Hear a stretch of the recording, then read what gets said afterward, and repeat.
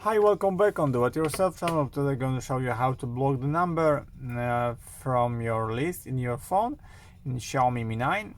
To do this, go to your phone here and choose the contact from the recent which you don't want to contact. Just tap at it. No. Just tap and hold it.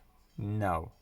You can tap these little things here and go down. And you have here the block option. Block calls and message from this number. Okay.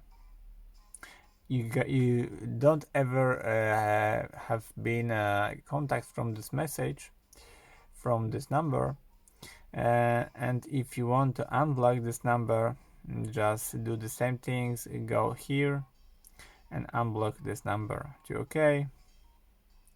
And that's it. I hope the video is helpful for you. If yes, you can leave like, leave comment and leave subscribe, and see you by next video. Hey!